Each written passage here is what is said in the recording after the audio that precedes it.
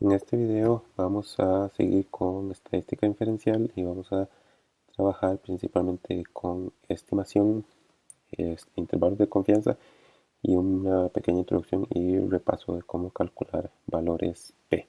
Esto específicamente para la distribución normal. Entonces, con estimación y intervalos de confianza, simplemente para recordar que los intervalos de confianza tienen una estructura definida que lo único que cambian son los datos que se usan, el estadístico que se usa, etcétera, pero que tiene una estructura definida. Entonces, una vez uno entiende cómo se construye un intervalo de confianza, el resto es simplemente aplicarlo dependiendo del parámetro a hacer la inferencia y de la distribución a usar. Entonces, para distribuciones simétricas, dígase normal y t en nuestro caso, los intervalos de confianza siguen la forma donde tengo el estadístico o estimador, que sería por ejemplo mi media, más o menos un margen de error, ¿verdad? Y por eso este aplica para las simétricas, porque ese más o menos va a ser, ese margen de error va a ser la misma cantidad a la derecha y la misma cantidad a la izquierda, por esa simetría. Y ese margen de error va a ser el error estándar por el estadístico crítico T o Z al nivel de confianza 1 menos alfa y los respectivos grados de libertad que aplica solo para la distribución T. Entonces, para distribuciones asimétricas, dígase chi cuadrada, k square y alfa y f. Entonces, el intervalo es un poco más genérico en el sentido de que simplemente mi estadístico o estimador y tengo un límite inferior y un límite superior.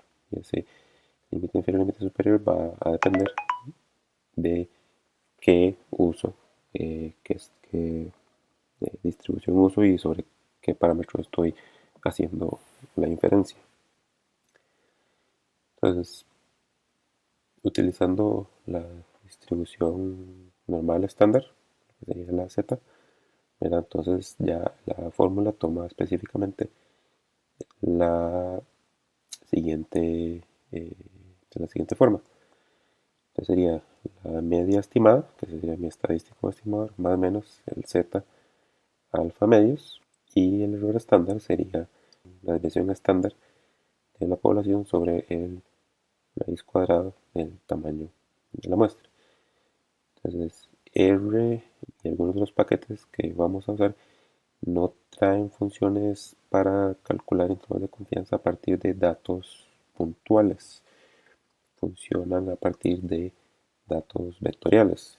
Yo desarrollé unas funciones en mi paquete que funcionan a base de datos puntuales porque muchas veces a veces es lo que se tiene disponible en publicaciones o datos que le dan a uno, entonces uno no tiene todos los datos que produjeron esas estadísticas, pero sí tiene las estadísticas. Las funciones para intervalos de confianza en mi paquete empiezan con CI guión abajo y después sigue el nombre de la distribución, entonces para la Z, CI guión abajo Z, el X es la media muestral, sigma, ¿verdad? Es la desviación estándar poblacional, n es el tamaño de la muestra y el nivel de confianza al cual quiero calcular el intervalo. Y aquí me da un intervalo de confianza de 2.5 a 2.7 y eso pues podría compararlo un, con un valor específico sobre el cual quiero realizar la inferencia. Para la distribución T, que esto aplica cuando no conocemos la desviación estándar poblacional, entonces solo usamos la desviación estándar muestral.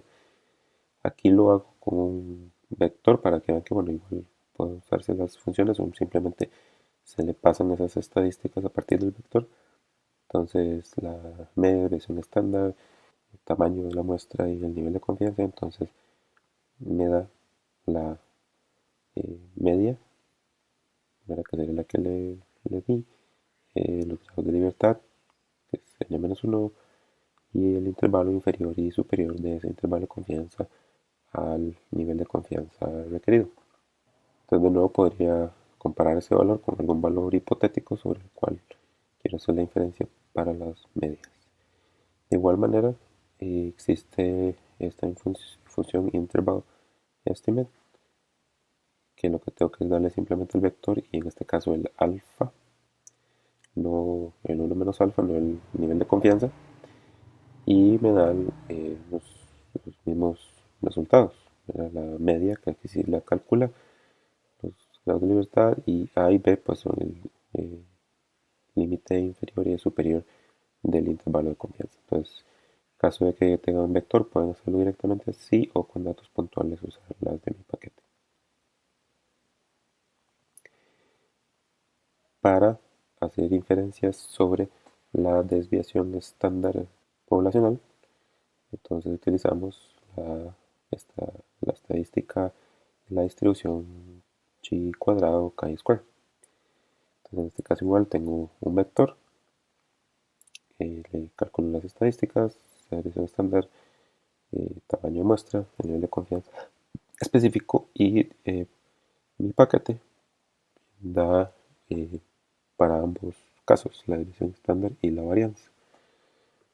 Entonces le da el valor de desviación estándar y varianza, el grado de libertad que no va a cambiar y el límite inferior y superior para la desviación estándar y la varianza, ¿verdad? O sea, teóricamente la inferencia es sobre la varianza poblacional, pero eso lo traducimos a desviación estándar porque es más fácil de entender al estar en la escala de los datos.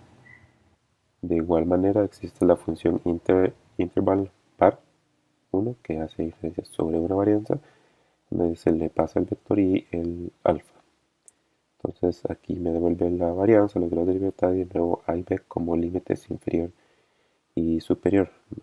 Entonces nada más la diferencia es que aquí no me da datos sobre la desviación estándar, pero eso se puede calcular muy fácilmente, simplemente obteniendo la raíz de estos datos. Cuando queremos realizar inferencias sobre dos desviaciones estándar o dos varianzas, entonces lo que se hace es utilizar la distribución f que va a estar determinada por medir la estadística f, que es la relación o razón de desviaciones, varianzas muestrales. Entonces, los datos que se le pasan son los típicos, la desviación 1, el tamaño de muestra 1, desviación 2, tamaño de muestra 2, nivel de confianza. Ahí está la fórmula descrita arriba, ¿verdad?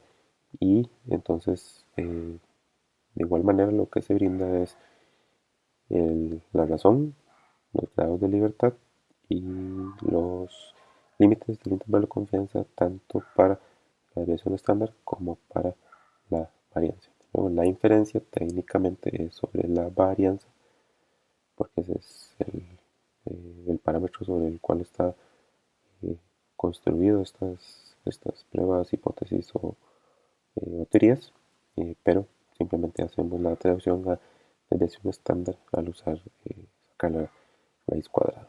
Vemos que en este caso 1 no está dentro del intervalo de confianza, entonces diríamos que las desviaciones estándar y las varianzas también no son iguales o no es muy poco probable que sean iguales, ¿verdad? Para decir que son iguales, uno tiene que caer dentro del intervalo de confianza.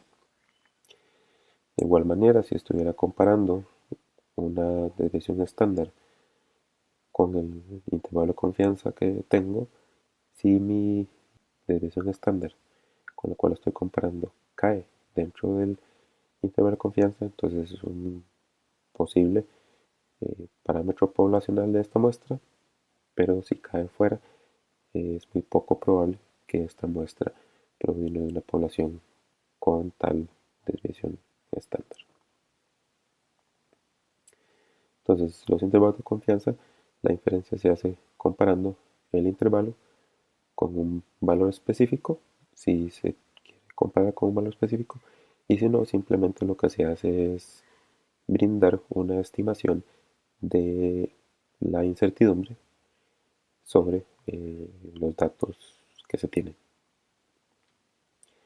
Ahora para valor P, esto lo vamos a trabajar únicamente para la distribución normal, por ende la Z, y hay dos tipos de valor P, hemos visto, unilateral, derecho-izquierdo o bilateral.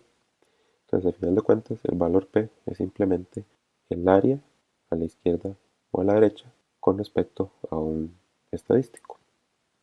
Ese sería el estadístico que yo obtengo.